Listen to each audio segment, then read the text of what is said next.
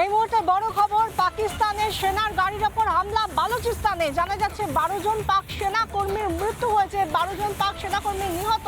নরস্কি বালুচিস্তানের রকশানি মিল এলাকার ঘটনা, যেখানে হামলা চলছে এবং ইতিমধ্যেই দুপক্ষের মধ্যে গুলির লড়াই চলছে জোরদার, যার জেরে এখনো পর্যন্ত জানা যাচ্ছে 26 জন পাক সেনা কর্মীর জখম হওয়ার খবর পাওয়া যাচ্ছে। বড় খবর এই মুহূর্তে, পাকিস্তানি সেনার গাড়ির ওপর হামলা বালুচিস্তানের বালুচিস্তানের রকশানি মিল এলাকায় হামলার ঘটনা ঘটেছে। সেখানে এখনো পর্যন্ত দুপক্ষের মধ্যে গুলির লড়াই চলছে, 26 জন সেনা কর্মীর জখম হওয়ার খবর পাওয়া যাচ্ছে। বালুচিস্তানে পাকিস্তানের সেনার গাড়িতে হামলায় কিছুদিন আগেই আমরা দেখেছিলাম, যেখানে পেশাওয়ারগামী একটি ট্রেন যেটি কোয়েটা থেকে ছাড়া হয়েছিল, সেই পেশাওয়ারগামী ট্রেনটিকে হাইজ্যাক করে নেয় বালুচিস্তান লিবারেশন আর্মি এবং তাদের তরফ থেকে এরপরেও বারংবার আমরা বারবার সেই, বিশেষ করে যদি সাম্প্রতিককালে দেখি তাহলে দেখা যাচ্ছে যে 2024 সালের ডিসেম্বর বা তারও আগে থেকে নভেম্বর মাস থেকেই আমরা দেখতে পাচ্ছি একের পর এক ঘটনা ঘটছে। ডিসেম্বর মাসে কোয়েটাতে আরও একটি ঘটনা ঘটেছিল, আত্মঘাতী বিস্ফোরণ ঘটেছিল স্টেশনে, এবং তারপরে এই বিএলের ট্রেন হাইজ্যাক এবং আজ পাকিস্তানের সেনার গাড়িতে হামলা।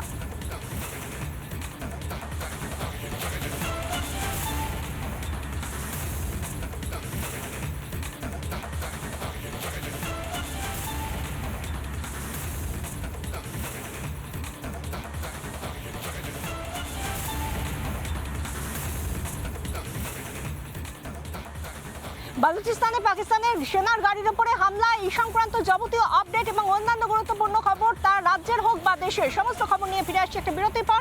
সঙ্গে থাকুন। পাটনাতে হোলির একটি অনুষ্ঠানে কর্তব্যরত পুলিশ অফিসারকে নাচতে বাধ্য করছেন লালুপুত্র তেজ প্রতাপ। না নাচলে সাসপেন্ড করার হুঁশিয়ারি, সেই মতো পুলিশ অফিসার নাচতে শুরু করলেন এবং ইতিমধ্যেই ওই পুলিশ অফিসারকে ক্লোজ করেছে বিহার পুলিশ। এই ঘটনার পরেই শুরু হয়েছে বিতর্ক। বিহারে শাসন ক্ষমতায় এখন নেই আরজেডি, ক্ষমতায় না থেকেও প্রশাসনকে এভাবে হুমকি দিচ্ছে ইন্ডি। এটাই ইন্ডির পরিবারবাদ, দলদাস রাজনীতি। পশ্চিমবঙ্গেও পুলিশকে শাসকের কথায় ওঠে বসে বলে অভিযোগ করা হয়। শাসকের বিরোধীদের তরফ থেকে বারবার পুলিশ প্রশাসনকে দলদাসের মতো ব্যবহার করা হচ্ছে এমন অভিযোগ করা হয়। শাসকের কথায় উঠতে বসতে হয় এমনই অভিযোগ করে বিরোধীরা, পুলিশের উদ্দেশ্যে এই অভিযোগ করা হয়। পুলিশকে দলদাস হিসেবে ব্যবহারের অভিযোগ তোলে বিরোধীরা। কিন্তু এই যে অপমান, যে ছবিটা বিহার থেকে উঠে আসছে, তারপরেও কি কোনো রকমভাবে চরিত্র বদলাবে এ রাজ্যের প্রশাসনের? তেজস্বী যাদব তিনি কি বলছেন শুনুন। कहती ये तो मामूली बात हो गई है। नीतीश कुमार जी अगर ज़मीनी स्तर पर अगर रिपोर्ट लें तो इनके प्रशासन के लोग भी सुरक्षित नहीं है। दरोगा भी जो है, सबसे ज़्यादा पुलिसकर्मी भी इन्हीं के राज्य में। তেজস্বী যাদব বলছেন এ তো খুব মামুলি কথা, একটা সাধারণ বিষয়, এমনভাবেই তিনি ছোট করে দেখছেন এই বিষয়টাকে। কিন্তু এই বিষয় কি সত্যিই ছোট করে দেখার মতো? কি বলছেন বিজেপি নেত্রী লকেট চট্টোপাধ্যায়, শুনুন। বিভিন্ন জায়গায় বিভিন্ন ইন্ডিয়া অ্যালায়েন্সের আপনারা বিভিন্নভাবে দেখেছেন এবং তারা কখনো ভোটে জেতার জন্য আলাদা হয়, সেটা দিল্লির কেজরিওয়াল সরকারকে দেখে আপনারা বুঝতে পেরেছেন। এবং এটা মানুষ বুঝে গেছে, তাদের মধ্যে কোনো আদর্শবোধ নেই, কোনো বিচার, কোনো নীতিবোধ নেই। তারা কোনো একটা ইউনিফর্মকে পর্যন্ত তারা সম্মান দিতে পারে না। এবং বিহারে দেখেই বোঝা যাচ্ছে, এবং আগামী দিনে বিহার বলে দিচ্ছে যে বিজেপি আসবে। পুলিশ প্রশাসন প্রত্যেক মুহূর্তে দেখতে পাচ্ছি কাঠগড়ায় উঠছে, কখনো তাদেরকে দলদাস হিসেবে ব্যবহার করা হচ্ছে এবং এ রাজ্যেও কি তার কোনো অন্যথা হচ্ছে?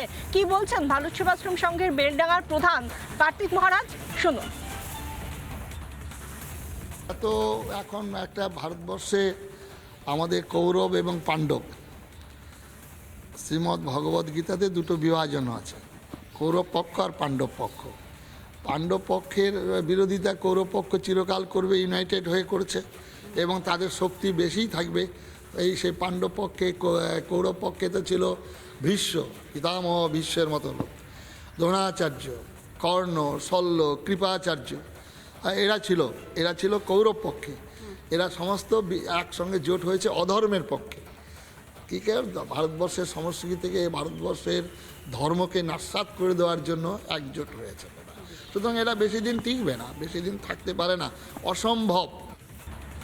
ফের বিতর্কে লালুপুত্র তেজ প্রতাপ এবার একেবারে সরাসরি কর্তব্যরত পুলিশ আধিকারিককে তিনি নির্দেশ দিচ্ছেন হোলির সময় তাকে নাচতে হবে, না নাচলে তাকে সাসপেন্ড করে দেওয়ার হুঁশিয়ারি।